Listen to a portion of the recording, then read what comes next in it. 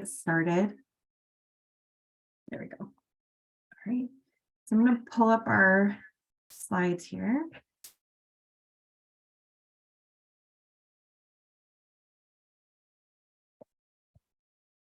And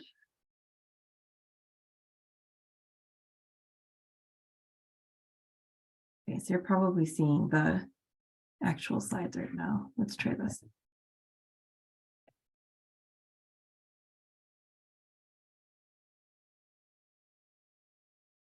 Okay, there we go. All right, so we're gonna go ahead and get started.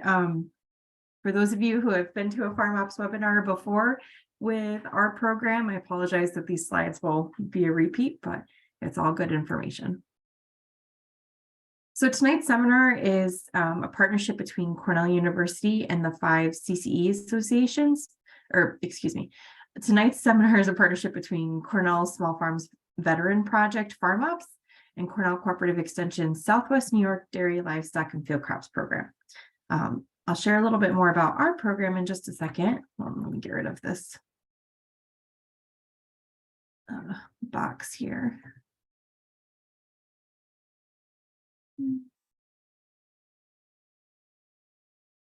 Just one second. I'm at home today trying to get caught up on some farm stuff, just like all of you have been today. So I don't have my typical meeting set up and it's not cooperating with me.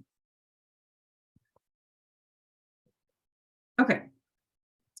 So as I mentioned, we're really grateful for Cornell Small Farms Program's FarmOps program, which provides the funding for these seminars. Most of you are probably already on their mailing list, and that's how you heard of this, but just in case you're not, be sure to check out their program, how to get signed up, how to get involved, and here is their website link.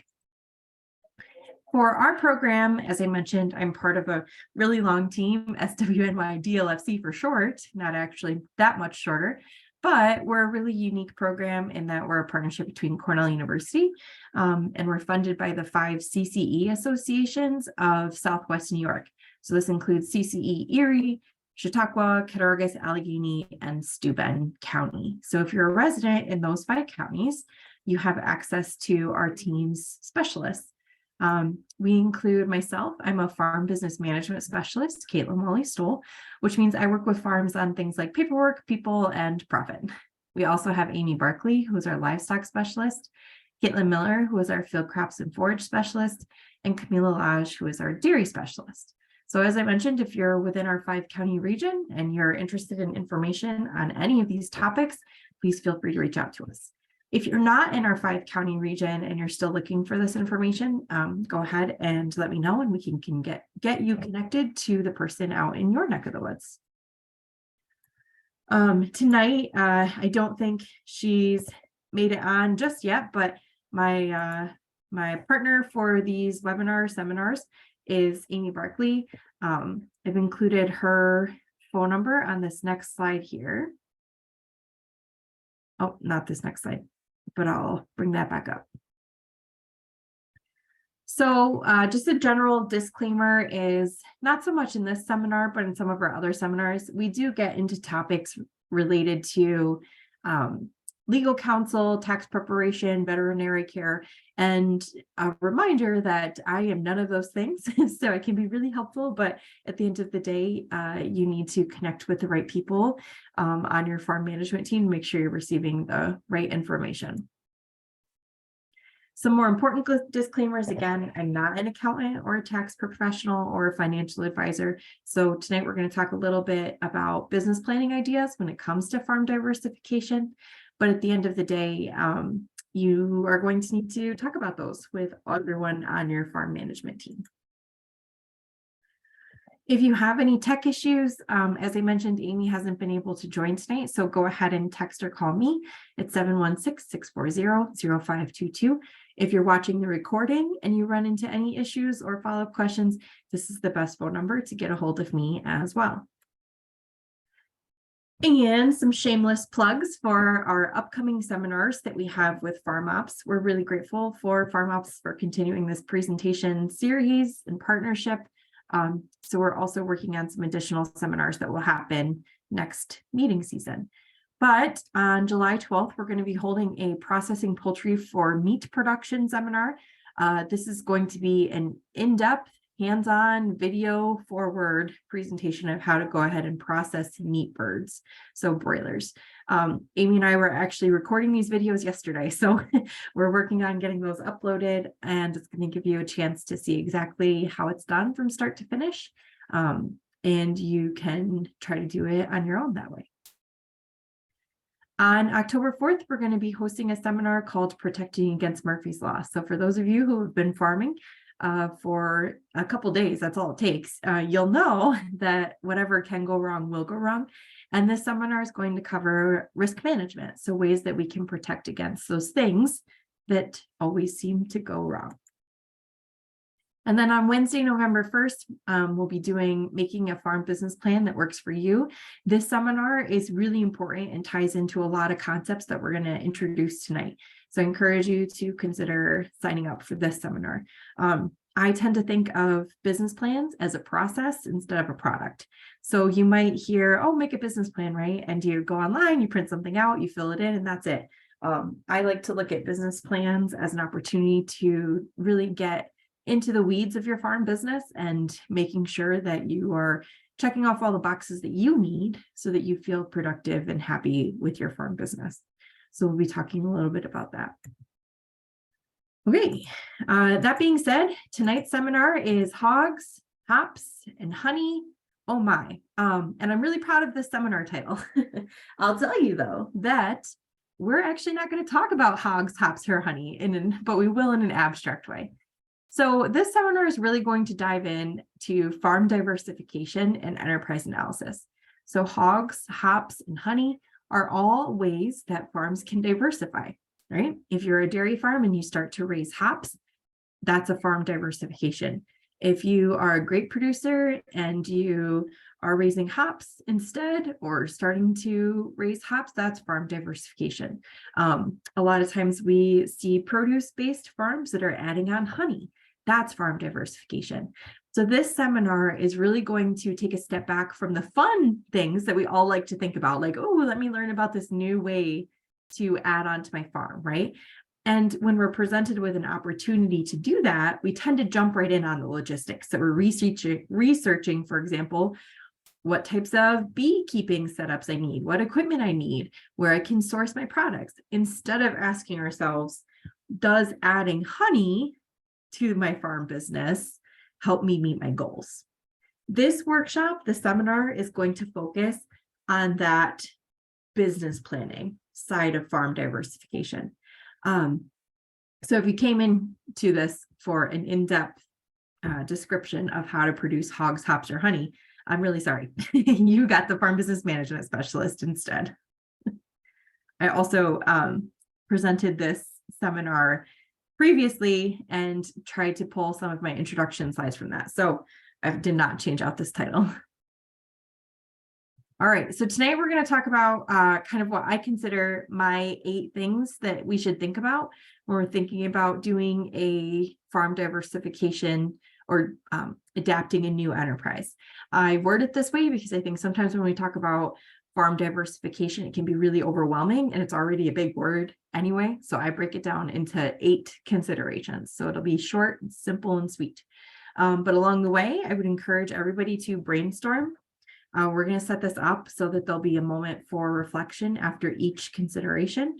You can grab a piece of paper, you can press pause, you can close your eyes, you can write down things that you want to consider or answer those questions for your farm.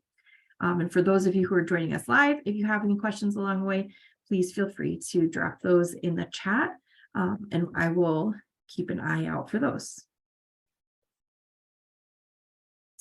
Additionally, at the end of the seminar or in the follow-up email, there'll be a link to an evaluation.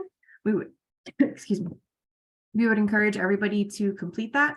That's how we monitor what seminars you want to hear about, what's going to work well, what's not going to work well. And this topic is one of the seminars that was suggested as another option for programs that people were looking for. So we really do read those evaluations, I promise.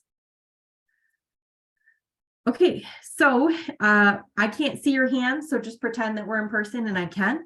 And this is a way to get to know you. So raise your hand if you've ever had a dream about adding or changing something on your farm or homestead, right? I dream about this every single winter when I am chopping ice out of buckets. I dream about relocating my farm, right? Raise your hand if you've ever made a decision without making a budget first. I think that some people might get the wrong impression of me when I say, hey, have you made a budget? Have you thought about the finances of this decision? I promise you, I do not make a budget every single time I go through the Tim Hortons line, and I know that you don't either, and that's okay. So when we talk about farming and budgeting and those other parts of farming that we're not necessarily super excited about, I think it's really cool to just acknowledge the fact, like, yeah, we make a lot of decisions without making budgets first, right? But that's room to grow. That's room to grow. Raise your hand if you've planted or grown or raised something without knowing who you were going to sell it to. So if you came to my seminar on minding your marketing P's and Q's, you know where I'm heading with this. So don't ruin the surprise when that slide comes up.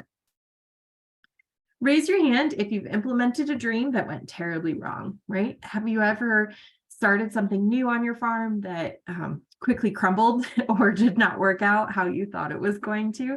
And I think that that's sometimes the cool part of owning our own business is that we can try new things and implement new dreams. The negative part of owning our own business is that then we have to carry the consequences of that dream that went terribly wrong. And then raise your hand if you implemented a dream that went terribly right. So this would be, you have a new idea, you're super excited about it, and then it gets super successful really quickly, and it's overwhelming to a point, right? I think about this a lot when people do design new products or attend new markets or find new opportunities for their farm and aren't necessarily prepared for what that volume is going to be. All of this being said, I think it's important to point out that we all have shared experiences that come up in our conversations about farm diversification. So even if you're not calling it farm diversification in your head, every single farmer that I've ever talked to has had a dream before, has thought about adding something new on their farm, has thought about changing something on their farm. And that's all farm diversification. So as farmers, we're natural dreamers, we're natural optimists, right? We're going to keep planting every single season, hoping that it's going to be the best season yet. We're going to keep adapting and changing and adding new things to our farm, hoping that that's going to be the key to our farm business success. So what we're going to talk about tonight are my kind of 8 considerations when it comes to farm diversification and enterprise analysis. As I mentioned before, this is a presentation that I've given previously, and it was kind of like a 10-minute spot, so it does go pretty quick. But what I've done is I want to provide opportunities for everybody to have time to reflect, to analyze, and to think about what does this mean for your farm. So that being said, what I would encourage you to do is to take a moment and grab a piece of paper, grab a pen, because if you follow along with this video and answer kind of the reflection questions at the end of it, you're going to have a really cool framework to analyze farm diversification opportunities for your farm. Okay, that being said, grab your paper, your writing utensil, and we're going to jump right into number 1. So my first consideration when it comes to farm diversification, or hogs, hops, and honey, is that farm diversification comes in many shapes and sizes. What does this mean? The point of farm diversification is that you don't put all of your eggs in one basket. And I know my crowd that I'm talking to, so that pun is fully intended. So if you start your farm as an egg producer and you produce only one kind of eggs from one kind of chicken to one singular market, you're putting all of your eggs in one basket. You are hoping that everything is always going to go well with those chickens, with those eggs, and with that market. The plus side of this is that you've got a streamlined, efficient system that you are able to get maximum capacity and maximum efficiency out of. The negative side of this is that you're putting all of your eggs in one basket. And if one thing goes wrong, that is going to determine the success or failure of your farm business. As we diversify our farms, as we have an egg farm and we add hogs, we add hops, we add honey, we are diversifying our farm. We are spreading our eggs amongst multiple baskets so that if something terrible goes wrong, we're able to recover, we're able to bounce back. This is called a term, this term is called enterprises. So you're going to hear me say enterprises often tonight. When we are diversifying our farm, we're increasing the number of enterprises on the farm. Enterprises is the things that we do. So in that example that I just provided, the main enterprise might be egg production for this very specific market. But we can add other enterprises by producing hops, by producing hogs, by producing honey. So this could be adding new products, hogs, hops, honey, right? This is the new fun thing. I'm going to add it to my farm. This could be changing how we sell products. So if you have an egg-based business, you produce eggs, you sell eggs to one market, you might diversify by separating out where you're selling those eggs. So let's say you're currently selling your eggs at one singular farmer's market.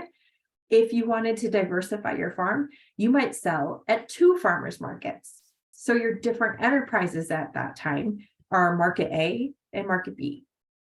You might want to go a step further and say, I'm selling my eggs at this farmer's market, market A, and I'm also going to sell my eggs to my local school, market B. That's diversification. You're still producing the same product, but you're changing how you sell those products. The other way that you can diversify is by implementing new ways to make your products. So let's say, let's go back to the egg example. You produce eggs, you produce them from white leghorns, and they are in a controlled environment because that's what they need to succeed, right? If you wanted to diversify with how you make that product, how you're producing that product, that might look like taking those broilers or those chickens, sorry, I still have broilers on the brain, taking those chickens and raising them in that controlled environment, but also adding breeds that produce brown eggs and raising them outside on pasture. So you're still producing eggs, you're still selling them to the same markets, but you now have changed how you're making that. So you're making those eggs in more than one way, which is going to provide you with some risk management, essentially. So you're not putting all of your eggs in one basket. So what this would look like, let's say you only raise chickens outside on pasture. A fox comes through, you lose all of your chickens. That's detrimental to your farm's success. You only raise chickens in a controlled climate. A mink gets in, kills all of your chickens. That's detrimental to your success, right? If you had both of those things, you're diversified so that if you lose your controlled environment flock, you still have your pasture flock. If you lose your pasture flock, you still have your controlled environment flock. And this works in all different types of farming. So farm diversification is more than just adding new products. It can also be changing how you sell those products and changing how you make those products. So now grab your piece of paper and your pen, and we're going to give everybody a chance to kind of reflect on this. So I'll awkwardly sit here in silence for a minute. Just don't mind me. This is time for you to think about this on your farm. Don't worry about dropping them in the chat, but take your piece of paper and brainstorm as many different possibilities as you can think of things that you could diversify on your farm. So think about additional things that you could raise. Think about different ways that you could produce those products. Think about different markets. So think about all of the ways that your farm could diversify and put that on a piece of paper. I'm going to go ahead and sit here in the quiet for about a minute, and then we'll come back. So think about all of the ways that you could diversify your farm and write that down on a piece of paper.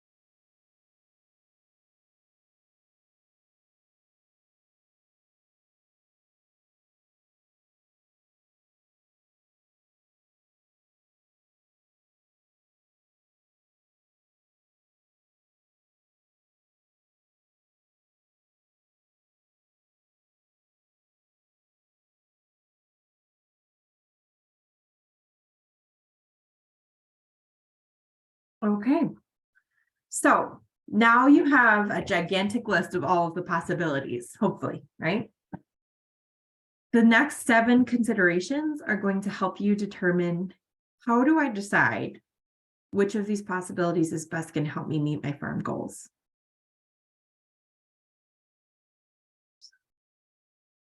So, number 2, oops. Diversification reduces income variability. One second. What does this mean?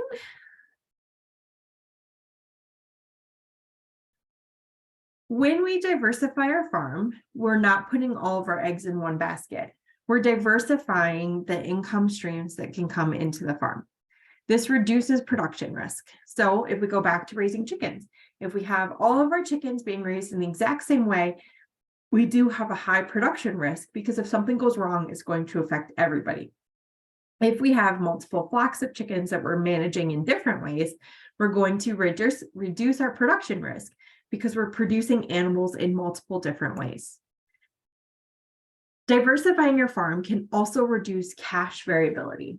So let's say that your farm is a produce-based farm, right?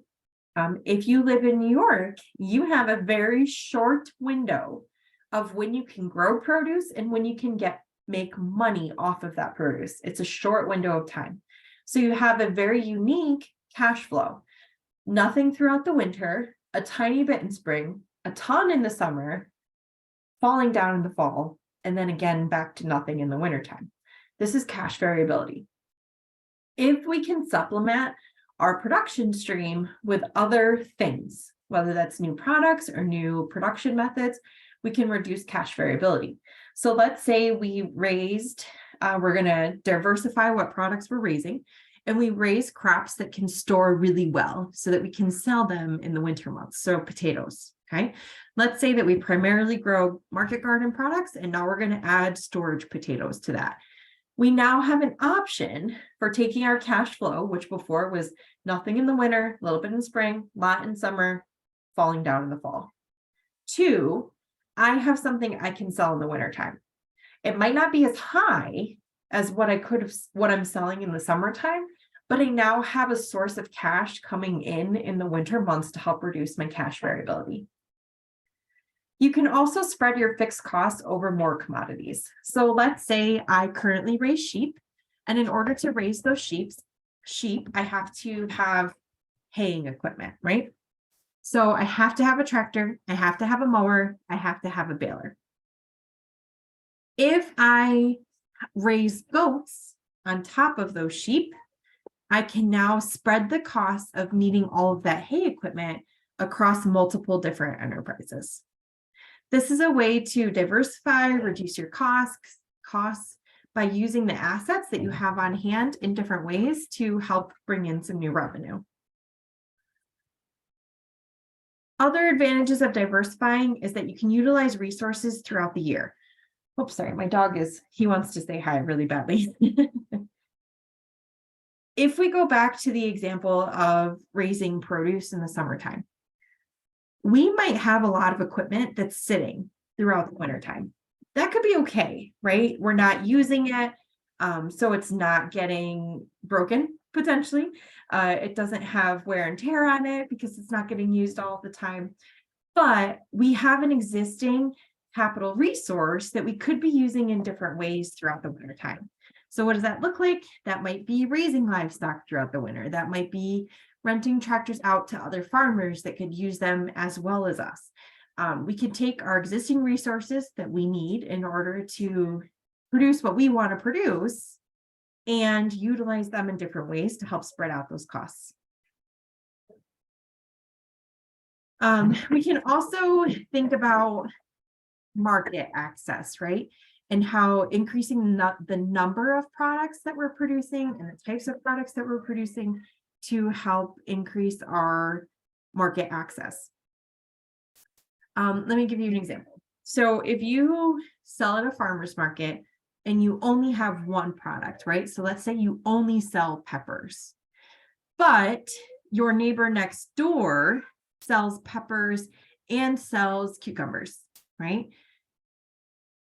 If you have a customer that comes to the farmer's market with the intention to buy peppers, but they also want to buy cucumbers, they're not going to come to your market or your stand to buy peppers and then go to your neighbor's stand to buy cucumbers. They're going to go to your neighbor because they have both. That's easier and that's quicker. To a point, having a diversified offering of what we can sell will help increase our market access. So take your brainstorming piece of paper and think about areas of your farm where diversifying could help improve things. So do you struggle with cash flow? Do you struggle with assets that aren't getting used to their fullest capacity? Do you struggle with market access and offering enough products that helps you bring in and maintain customers? So are there areas where you already have a hunch that farm diversification might help improve your farm's production practices or your farm's success? So I'm going to sit here in silence for another minute and let you answer this question for yourself.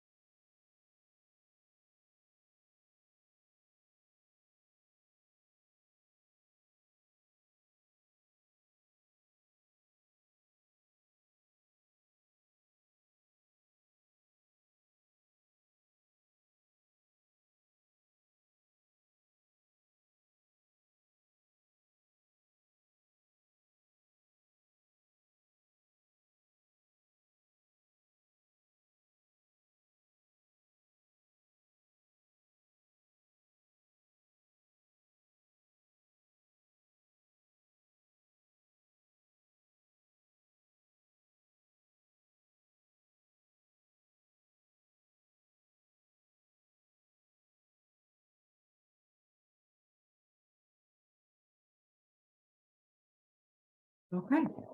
So hopefully now you have an idea of why farm diversification might help your farm or help your operation. And again, that could look like you're adding new products, you're changing how you raise those products, you're changing where you sell those products, and you're potentially achieving things like reduced cash variability, market access, reducing your risk management for your production risk, and kind of achieving some of those benefits of farm diversification that we talked about. So number 3 is increasing or changing enterprises is added risk. So I just spent 10 minutes telling you about why you should diversify your farm. Now I'm going to spend some time telling you about why you shouldn't. So here's the cons to farm diversification.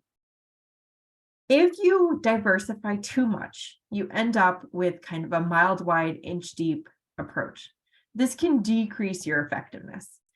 If you hyper focus on something, so egg production, right? If that's the only thing you think about and that's the only thing that you do, you're going to get really, really, really good at that. If you start adding hogs, hops, and honey, you now have 4 different things to try to manage. If you have those 4 different things to try to manage, it means you might receive some of the benefits of farm diversification, but it's going to be a lot harder to be really, really good at all 4 of those things. If you are a mile wide, inch deep, there's benefits to that too, right? You're covering a large area, you're diversified, you're reducing your risk. If you are hyper focused on one thing, there's benefits to that. You're super efficient, you're likely to be more profitable in that one thing. So there are cons to diversifying your farm in the way that you can be over diversified and be inefficient at everything at that point. And I think that that's why this presentation makes sense, because a lot of times I will work with beginning farmers, and not even necessarily beginning farmers once they get started, because usually it is the conversation about like, well, I'm going to start with, raising a market garden and I'm going to limit what I'm growing. Usually it's about like year 3, year 5 that you're like, nope, I'm doing all the things, right? I have a lot of ideas. I'm going to add this. I'm going to add this. I'm going to add this. And sometimes that can work really well, but sometimes you can get burnt out really fast because your brain is now trying to focus on 12 different things instead of one thing. And it's really hard to manage all of that thinking and tracking and kind of mental capacity of trying to do all of things. Farm diversification can be risky. So particularly if we're entering a new kind of enterprise, right? Something that's like fun and fresh, there can be potential first year losses. It can be unknown, and you can have to adapt and learn new skills. I think that hops is a really good example. So we do have very successful hops producers in New York State, but because of those successful producers, we have a lot of unsuccessful producers. There's a lot of empty hops poles that are stuck in fields all across the state. So hops was one of those fun things, right? And I don't mean fun as a demeaning way, because it is a really cool market opportunity, but it almost had a bubble, right? If we think about 5-6 years ago, everybody wanted to grow hops, and now the market's pretty saturated. Hemp is another one. So 3 years ago, everybody wanted to grow hemp, and now the market's saturated and we don't have processors to send your hemp to. So if we try to diversify our farm, depending on what we choose, it can be really risky. It doesn't mean it's a bad thing, because along with risk can come success. So those hops producers that are still remaining, they're making a lot of money producing hops because they've captured the market. And I think that it's up to every farm's individual like capacity or comfort level with risk, right? Do you feel comfortable trying to adapt this new enterprise, not knowing whether or not it's going to be successful? Farm diversification also brings along challenges related to market access and longevity. So if we think about hemp, for example, hemp is really hard to access because we have so few processors in New York State. So if you can't get your hemp product processed, does that make it sustainable in the long run? Right? And the answer might be no. If you think about hops, when the hops bubble happened, and you jump up on that hops bandwagon and you get access to the market, but over time that demand dwindles, right? I think that some of us are seeing this as post-COVID too. And I'm really interested in how is this presentation going to sound 5 years from now when we talk about COVID. So when COVID hit, there was a huge increase in easily accessible, locally produced foods, right? So something that people didn't have to go to a store for, something that they could pick up without having to interact with anybody, and something that maybe might have been sold out at the store. Some of those customers that were home during COVID were concerned about food security, were concerned about food safety and environmental risk, and were then purchasing from local farms, have now returned to purchasing their products at the grocery store. And if your farm was based on direct to consumer sales during COVID, what does that mean for the longevity of that? Can you sustain that? Or as people return back to the grocery store or back to their pre-COVID lives, is that longevity there for that market setup? The other thing to think about too is your personality. And I don't mean this in a bad way, but I think that depending, and you know this, and you should know this about yourself. Can you handle a lot of different things, or are you much better suited to handle one thing at a time, right? If you're somebody that can get overwhelmed when you're trying to juggle all of the balls, just like all of us, because we're all human and we all are farmers, so we're jumping into too many things at once. If our personality isn't going to be super excited about having to manage 12 different things all at once, diversifying your farm might not be the right fit. If we know that we have a really hard time with not being successful, right? We have very low risk tolerance, then farm diversification might not be the right fit for us either. Okay, so going back to your brainstorming paper, we talked about kind of all of the bad things that can happen when we diversify our farms. And we talked about burnout, right? Trying to do too many things. We talked about risk, and is being an early adapter or picking something new, how can you handle that risk? So what I'd like for you to think about is either a time in the past when something went wrong, or something that you're planning in the future and you're afraid that something is going to go wrong, right? How are you going to monitor or check in with yourself of, is this a short-term loss that's going to get better in the end? Or did I go too far? Is this too much of a good thing? The good thing being farm diversification, now a bad thing. So how are you going to monitor that? Are you going to base it on your farm financials? Are you going to set a goal with your therapist or your counselor or your religious leader to say, okay, I'm doing this new thing. Can you help hold me accountable and check back in on this in 6 months or 3 months? Are you going to set a date with your farm management team or your spouse where you say, hey, we adapted this new thing. I want to set aside a time where we can unbiasedly and kind of separate ourselves from this situation, where we're going to go out to dinner and we're going to talk about this. Is there a deadline that you're going to use to ask yourself, okay, when we get to this date, I'm going to ask myself, like, is this worth this? And I'm going to give myself permission to get out if it's not. So how are you going to monitor on your farm if too much of a good thing turned into a bad thing? And I'll give everybody a minute to kind of reflect on this for themselves.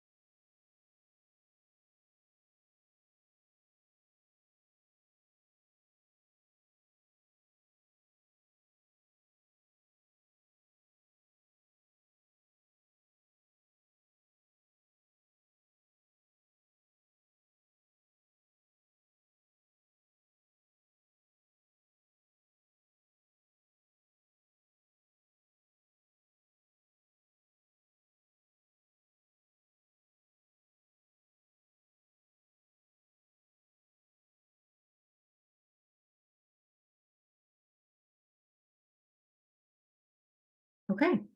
So what I would encourage you to do is take this brainstorm piece of paper when we're done and put it someplace. So put it on your farm. If you have like a cork board where you keep farm related papers, your fridge, your wall, and hold yourself accountable. And I think that this is like a corny thing to do, but honestly, it's super helpful. So I honestly do tell somebody or make myself like a calendar reminder that might say, check in with myself on this, right? So right now we're adding, I think most of you know that I have a farm, along with my husband, we have like a diversified livestock farm.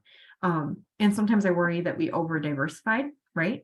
And so every time we add something new or try something new, we set aside a time and circle on our calendar that's like, check in on this. And it doesn't have to be like a formal agenda with yourself, right? It's just like providing yourself space and time for reflection and saying like, was this a good idea? And if you can tie numbers to it, great. If it's just like a vibe check, like, does this feel right? Also great. Just providing yourself with some like reflection time to say, did this decision pay off? Or am I feeling overwhelmed? And giving yourself the grace and chance to take a step back and say, okay, this didn't work, or this is a no for me right now. And I'm going to give myself permission to undiversify a little bit. Okay, so number 4, clarifying your farm goals will help you determine viability of new ideas. So as I mentioned in the intro for this, having a solid farm business plan, whether that's a really pretty product or a process that you've gone through, will help you determine whether or not new enterprise options are going to be helpful or are they going to be overwhelming. So the reason for this is that most of us farm because we really like cute baby animals. We farm because working with our hands, our livestock, producing food for our community is fun. We farm because we enjoy planting things and watching them grow. Very rarely do we farm because we like paperwork. And sometimes when we're thinking about farm diversification, we get super excited about all of these things, right? The cute animals, the new opportunity, the new variety of vegetables that we're planting. But we very rarely check in with the financials of it first, or the paperwork side of it first. So, as I mentioned in the beginning, I think that anybody who's gone through like a traditional make a business plan, print it out, fill in the lines thing, I can guarantee that you printed that out and then maybe looked at it once or twice since then. So I would encourage you to consider making a business plan for your farm, but not in a way that's not going to be helpful for you. So business planning is about the process and not about the product. So if that's the case, what you're keeping track of tonight on your brainstorming piece of paper is an important part of business planning. So it doesn't have to be something that you laminate, but you're asking yourself questions. You're asking, how am I going to meet my goals? You're writing that down. You're reflecting on it. You're holding yourself accountable, and you're putting it someplace where you're going to be able to see it and recheck in. If your farm has a solid business plan, you're going to have an easier time of deciding whether or not new enterprises are worth it, because you're going to be able to go back to your business plan and say, does this fit in? And if it does, here's where it's going to fit. And if it doesn't, it gives you permission to say no. And if it does, you can see very quickly how it's going to improve your market access, improve your profitability, improve your farm as a whole. If we think about business planning as a process instead of a product, it will help us determine our farm goals. So first question would be, do you have goals, right? And sometimes I think in our heads, we might have goals, and it might be, I want to quit my day job and farm full time. It might be, I want to double our sales and be able to build a new barn, to buy a tractor. Those goals probably exist. I think we all have goals, but very rarely do we put them on paper. And it doesn't have to be paper, right? So it can be paper, it could be a painting, it could be a note on your phone. But I think that getting those goals out of our brains and onto something tangible can be really helpful. And that's a business plan, right? So your business plan doesn't have to be a 20-page laminated folder. It can be a list of your goals. Next is to ask yourself, do my goals differ from other people on my farm? And the answer is always yes, right? So your goals are never going to be exactly the same as your spouse, as your children, as your parents. Your goals are never going to be the same as your banker, right? Your banker doesn't necessarily care that you are collecting heritage breeds of pigs. They care what's your profitability and your capacity for paying your loan back. I think about this too a lot when it comes to like grants, right? Everybody's super excited about grants. But the thing to think about with grants is that their priority, their mission, their goals, and by their, I mean the like funding association or funding organization, will never match yours. They might care about your farm and they might want to support you, but their goals are never going to be the same as yours. So grants can be really tough because we just assume that everybody is wanting the same things as us, but that's not how goals work. They're individualized. Everybody has a different goal that they're working towards. So when it comes to farm diversification, I think it's important to ask yourself, how do my goals differ from other people that I'm working with? So my goal might be that I want to quit my job, and my husband's goal might be that he wants to quit his job. And we might have to do a lot of things to get to that goal, right? My goal might be that I want to increase one part of our farm, and my husband's goal might be that he wants to increase a different part of the farm. So it's important to acknowledge that everybody's goals differ. And when opportunities to diversify our farm come up, we might be super excited about something, but the other people that are within our farm management team might not be. Do you want to learn a new skill? And I mean this like in the nicest, absolute nicest way possible, but there comes a point where like, I've learned all the new things, I'm good, right? And it doesn't mean that you're good forever. It just means that sometimes life is really, really tough. And sometimes seasons of life can be really tough. And adding on new things that you now have to be responsible for, that you have to take time and effort into learning about, might not always be the best fit. And I think that that's okay. That's okay. And I think that we should all give ourselves grace. On the flip side, diversifying our farm gives us an opportunity to be rejuvenated and be innovative and try something new. And it can provide that little dopamine hit that we all need to kind of re-energize our efforts for our farm. If you're at a point where you need that, diversification can be the way to go. If you're at a point where you need peace and calm and status quo for a little bit, farm diversification, it might not be the best fit. It might not work. And I think that asking yourself, like, do you actually want to learn a new skill, can be a way to help determine your goals, to help build out your farm business plan.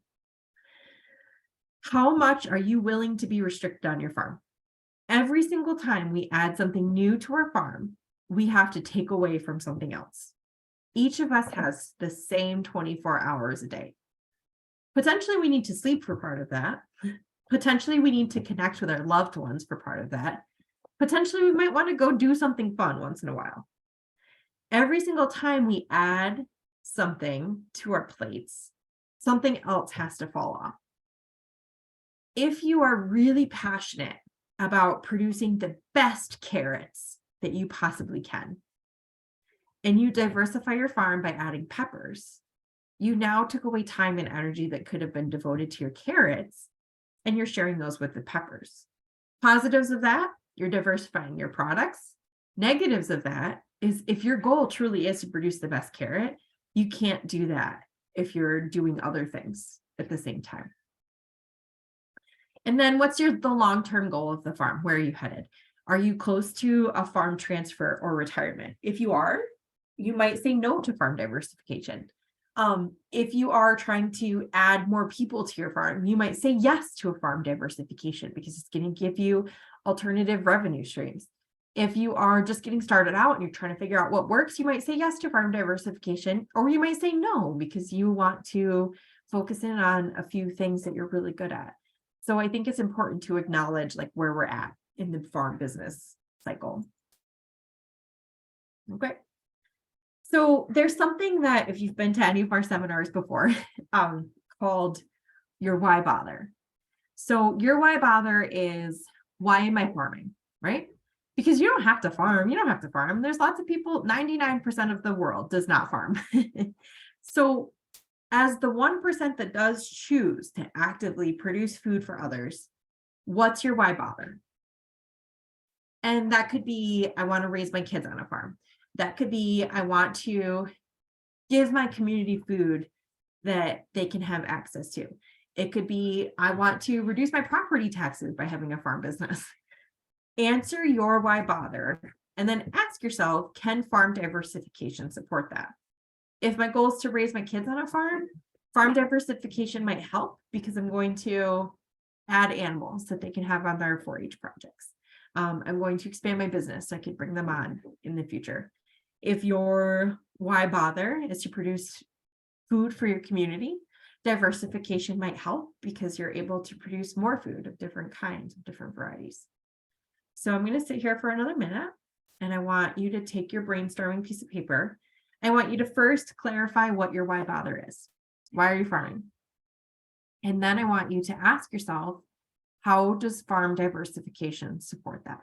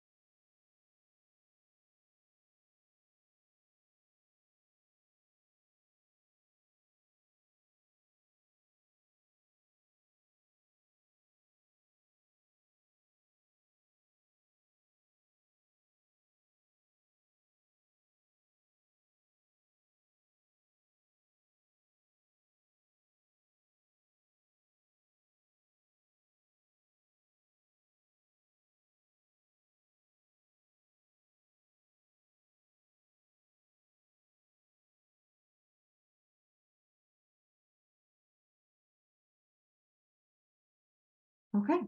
And if you have never gone through the why bother process, I honestly write this down and keep it places that I can see it for my farm, right? Because I think it can be really helpful in like the grumpy times to be like, okay, I'm doing this for a reason. I don't have to do this, but I am doing this and I'm choosing to do this, and this is why. When it comes to making a decision about our farm, I can say, does this help me with my why bother? Does this get me to my goals? Does this get me to why I'm doing this? I think that sometimes with farm diversification can help to come back to our why bother, because it kind of provides like what are those things when you go bowling, the gutter guards, right? Bumpers. Yeah, it can provide bumpers. So it can say like, you want to stay in this lane, and this was your why bother, and this is your business plan, and this is what you want to do. So that when new opportunities come along, or when we have new ideas, we kind of have to justify to ourselves, like, how do we make that fit in our lane? And if it doesn't, then we can say no. Okay, number 5, leverage your existing resources before you pay for new ones.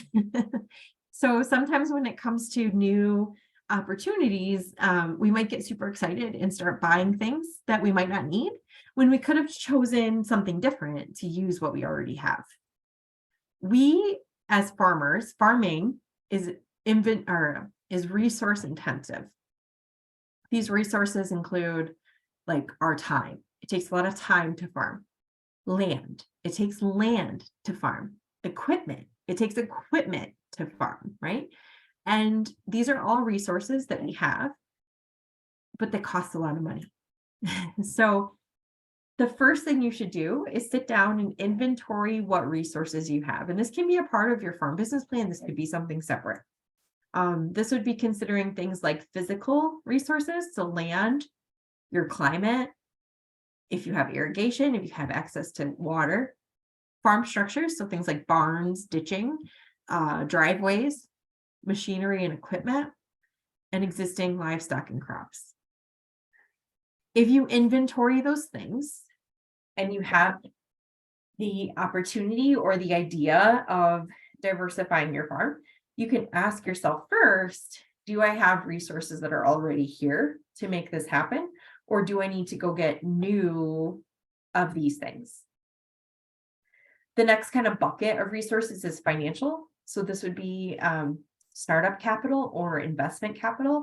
So do I have money available so that I can go purchase what I need for starting a new enterprise or diversifying my farm? Asking yourself what your borrowing capacity is. So do you have access to a line of credit? You can get a line of credit. If you're interested in diversifying into crop production and you know that that means that you need to purchase some land, and can you purchase that land, right? Do you have borrowing capacity to do that? Next up is cash flow. So if you remember my example of if you're a produce-based farm, your cash flow is very seasonal. How is that going to come into play if you're looking to add a new resource? So if your cash flow is variable and you have an opportunity to make a new purchase or change something, does that opportunity match up with the cash that you have coming in? Next up is rate of return. So if you are currently just getting started, your rate of return on your investment might be really low, right? So your profitability on your farm might be really low. Over time, potentially, our profitability might increase, and both of those things will result in different decisions on our end. And then asking yourself, what's your requirement for a profit? So I think that sometimes in agriculture and farming, profit is like a dirty word, right? So if you're in it to earn a profit, you're a bad person, but that's not true. That's not true at all. You have to earn a profit in order to buy groceries. You have to earn a profit to pay yourself so that you can live, so that you can continue farming. So I think that when it comes to farm diversification, we need to ask ourselves, how is this going to affect my profitability? And what is my minimum take-home pay? What do I need to get off of the farm in order to help pay the bills? And sometimes if we're beginning farmers, a lot of times we're using off-farm job money to pay into the farm, right? And if the farm continues to lose money, eventually we're going to run out of off-farm money.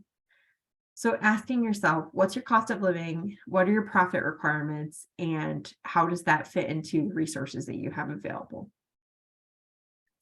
The next bucket is human resources. Some of these we've already talked about. So this would be considering your comfort level with risk, considering what skills you have.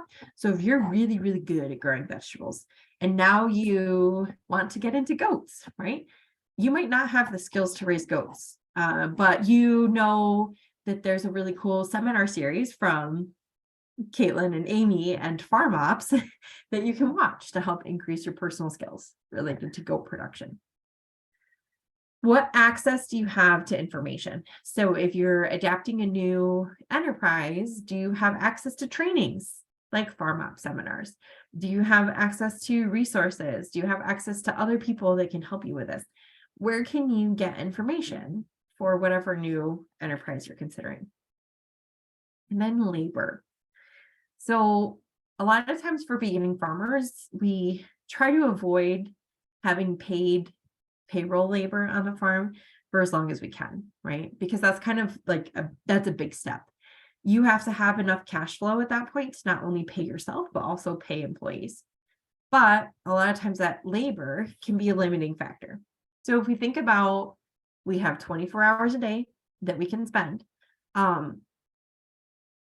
we're limited to that, right? So as we continue to add different enterprises, we're going to continue to limit what we can do for labor. So labor factors, you have 24 hours in a day.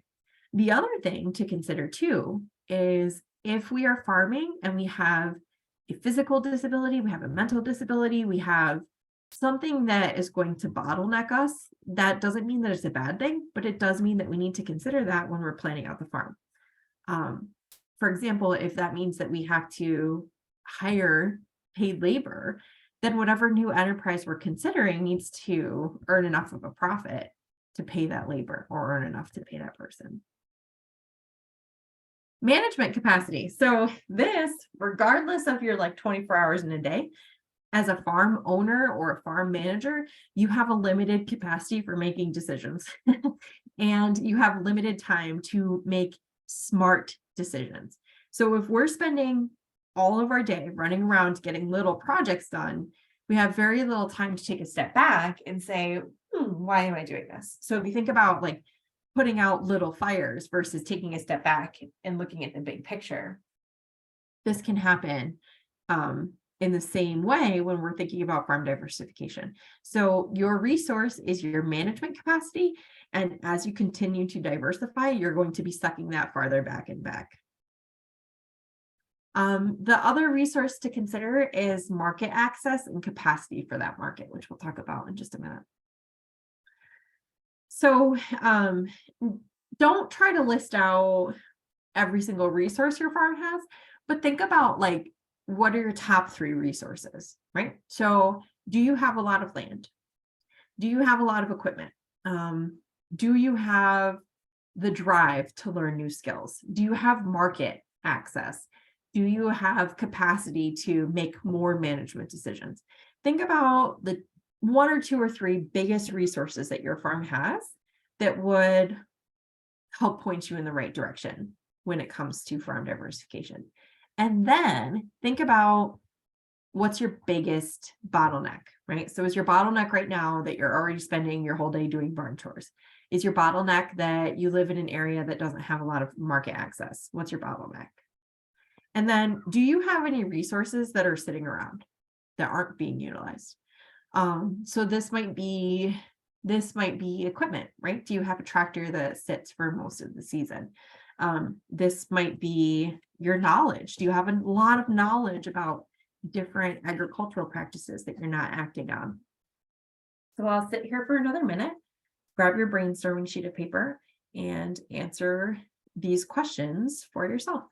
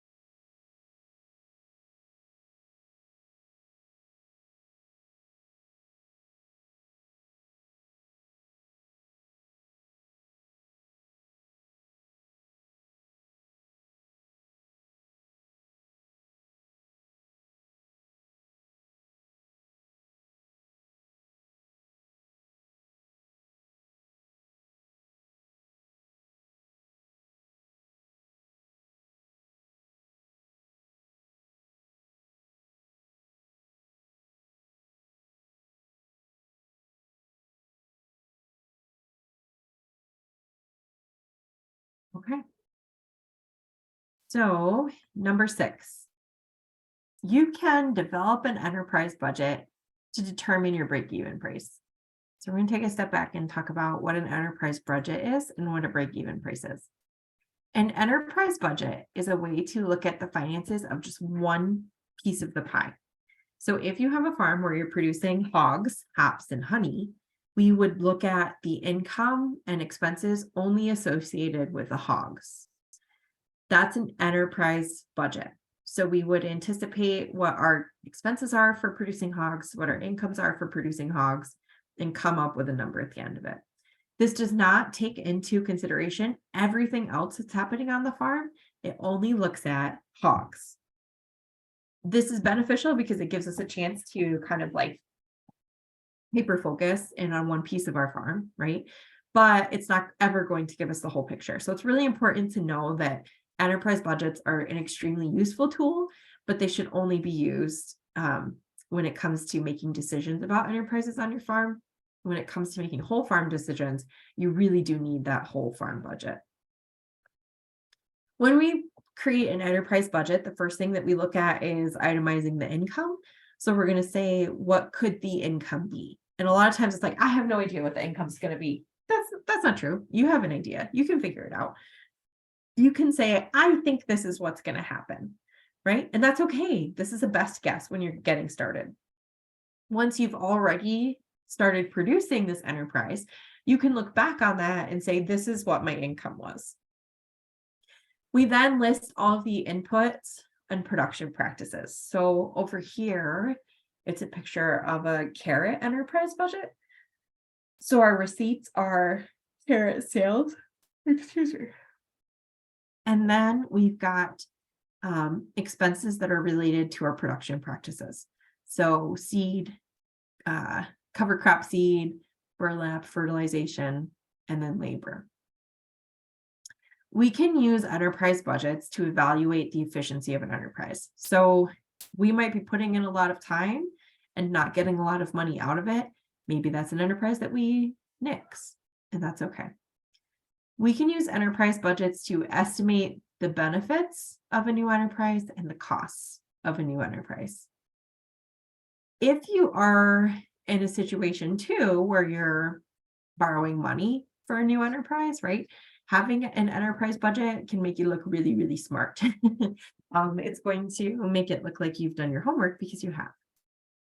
Enterprise budgets take into consideration the variable costs and the fixed costs. The difference of that being variable costs are costs that go up and go down based on like the number of stuff that you're making. So if you are, let's say that you're raising carrots, right? The more carrots you raise, the more seeds you need to buy, the more fertilizer you need to buy. But the tractor that you need to plow the field, that's a fixed cost for the most case. So you're going to need one tractor to plow your field, regardless of if you're raising 1 acre of carrots or 10 acre of carrots, right? Your rototiller, if you have raised beds and you're tilling it with something, that's going to be the same if you're tilling 1 bed or if you're tilling 10 beds. So a fixed cost is something that like, you're going to have to pay for it anyway. To put together an enterprise budget, first, I would encourage you to look online. So there's lots of enterprise budgets available for different enterprises. So this one that's up here, for example, this is a carrot enterprise budget. There's different enterprise budgets that are out there that have really good information, and the numbers that they use for like dollars per unit are based on research and market analysis. So they're pretty close. So if you do have some numbers that like you really don't know, you can use existing numbers in enterprise budgets as like a placeholder. Once we put together an enterprise budget, we can then do a break-even analysis. So break-even analysis is going to look at our break-even price. How much money do we need to make before we can start turning a profit, right? So what are our projected total costs divided by what we think our yield is going to be? And that gives us our break-even price. This can be helpful too for setting our prices. So if we know it costs us 50 cents a carrot to make that carrot, then we best not be selling them for less than 50 cents, right? I see this a lot on livestock farms because if you think about beef cattle, for example, you're raising that animal for 2 years before you're getting money back from them. And it's a big chunk of money. So it feels like a lot. But then when we go back and analyze the numbers of how much money went into raising that animal, because it was over 2 years, it didn't feel like that much, but we can sometimes be selling farm products for less than what it cost us to make that product. We can also calculate out our break-even yield. So we're going to take projected total costs and our expected price. So if we know what price we're going to charge, or what we think we're going to charge, we can take what we think our total costs are going to be and divide that out, and we can kind of reverse engineer this equation and figure out how much do we need to make. Given our setting, given our production practices, how much of that product do we need to produce in order to break even? You can then do something called a sensitivity analysis. So we take these two numbers, break-even price and break-even yield, and adjust them to see how low can we go before something bad happens. So if you think about break-even price, you might set up your enterprise budget with like $2 a pound for your carrots. But then you can also look at your budget and say, if I can only sell these for $1.50 a pound, what happens? If I can sell them for $3 a pound, what happens? So we can do the same thing with yield. So if you expect to get 100 pounds of carrots, but it's a bad year, so you only get 50, how does that affect your budget? Or if it's a bumper crop year and you get 200, how does that affect your budget? So putting together these numbers is helpful because then you have those numbers, but then it's also helpful because you can say, what if, and go back and see what happens. Okay, so another awkward silence minute. Think about a new enterprise that you are thinking about doing on your farm. So you're thinking about raising hops, you're thinking about raising hogs, you're thinking about making honey. Name what that enterprise is, and then think about what the income categories might be and the expense categories might be. So if you're thinking about getting into growing carrots, what's your income category? So you don't actually have to put a number, right? But the income category might be farmers market sales or CSA share. And then think about your expenses. So don't worry about what the numbers are, but list out what those expenses might be. So seeds, fertilizer, labor, tractor, and write this down. And after you have this written down, you've already started an enterprise budget. You just got to put the numbers to it. So again, think about a new enterprise that you're thinking about starting on your farm and jot down what you think the income and expense categories might be. And we'll give everybody about a minute.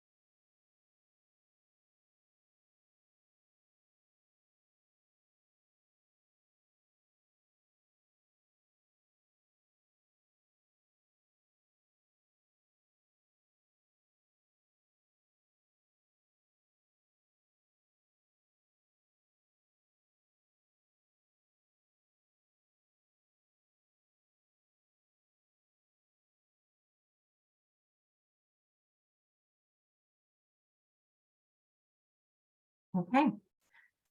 So now I'll invite you back and we're going to talk about number 7.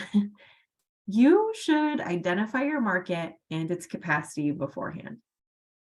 If we're ever thinking about adding a new enterprise to our farm, diversifying our farm, we need to think about and identify our market ahead of time and ask ourselves kind of critically, does this market have capacity? I'm not going to spend too much time on this topic because we did just do minding your marketing P's and Q's, which goes along really well with this idea. So if you're interested in that, let us know and we can get that information to you. But there's a few key considerations when it comes to identifying your market. And the first one is that you don't do anything without knowing who you're going to sell it to. And then one more time in bigger letters, because it's super important, don't do anything without knowing who you're going to sell it to. And then one more time, but it's bolded, don't do anything without knowing who you're going to sell it to. And now I've bolded it and put it in capital letters. So don't do anything without knowing who you're going to sell it to. Don't plant anything without knowing who you're selling it to. Don't buy any livestock without knowing who or what products, where you're going to sell those. So many times we're so excited about buying goats, about putting in honeybees, about getting hogs, that we don't think about where are we going to sell this. And I saw this happen a lot with hops. So everybody was so excited to put hops in without knowing where they were going to sell it. And it was just kind of like, oh, if I build it, they'll come. But then that didn't happen. Don't do anything. Don't plant anything. Don't buy anything. Don't even think about anything without knowing who you're going to sell to.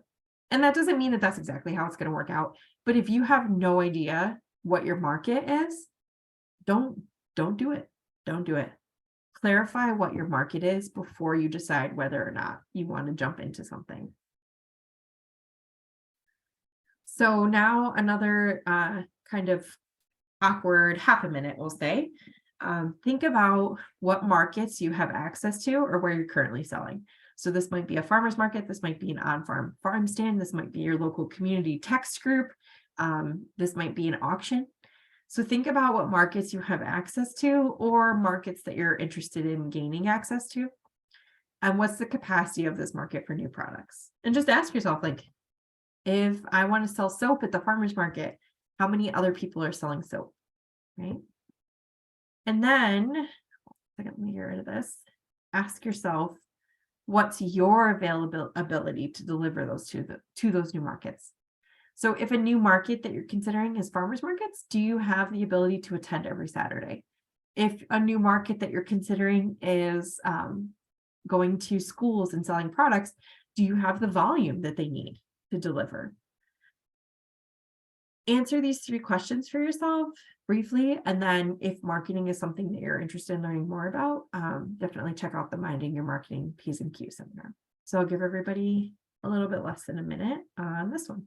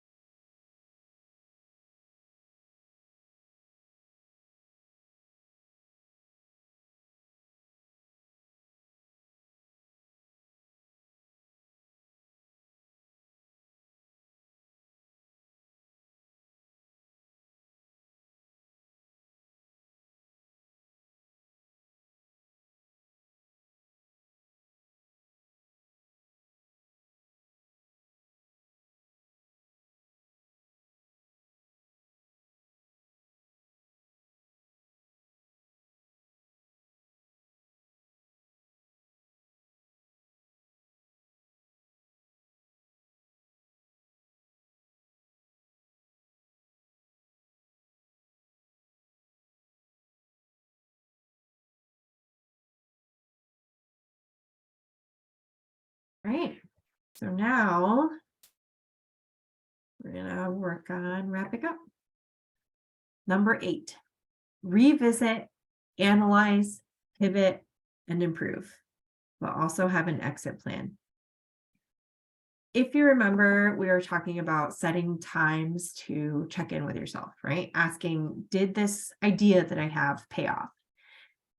Set that time aside and revisit that idea. Analyze how that idea is going, how the new enterprise is going. If it's going well, great. Continue to improve it, right? If it's not going well, pivot, do something else, change what you're doing, and try to improve it that way. Give yourself space and time to revisit your decisions, analyze your decisions, pivot from those if needed, and improve. If you do these things and it's still not going well, have an exit plan. Give yourself grace to say, yeah, this didn't work, right? Or this is a no for me right now. No doesn't mean never, but it does mean no right now.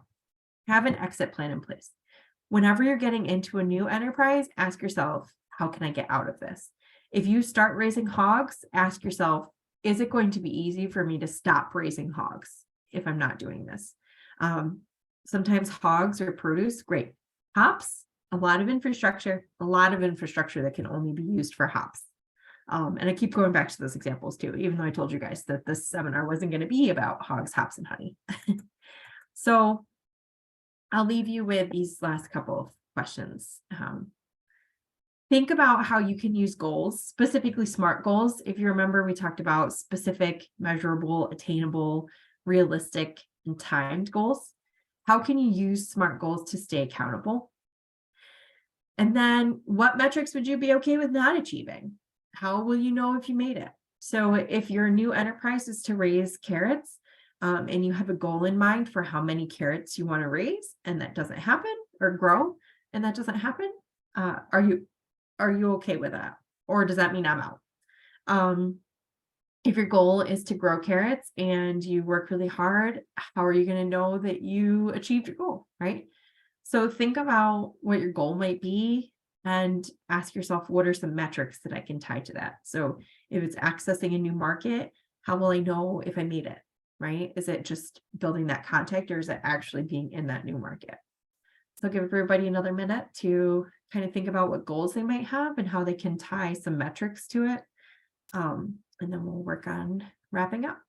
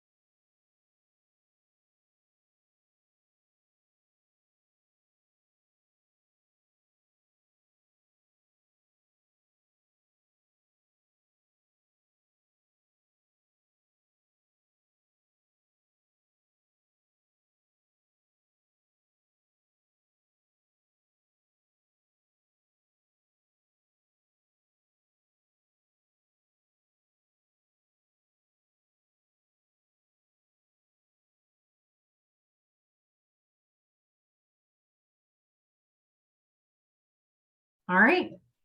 So wrapping up our seminar, as a reminder, there's kind of 8 things that I would encourage you to think about when it comes to whether or not diversifying your farm is a good idea. So again, farm diversification comes in many different shapes and sizes. Adding new products, changing markets, changing how you're producing what you're producing. Diversification reduces income variability. So you'll be receiving income from different sources, which can help kind of get through those ups and downs. But increasing or changing enterprises is an added risk. Every time we change something on our farm, we have a new bucket of risk that could be a problem.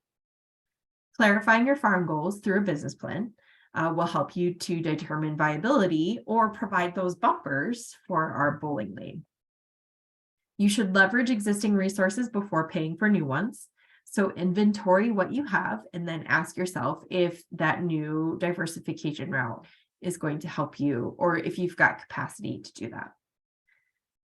Develop an enterprise budget to determine your break-even costs. So estimate what you think your income will be, estimate what you think your expenses will be, and determine what price you need to get or how much you need to produce in order to break even.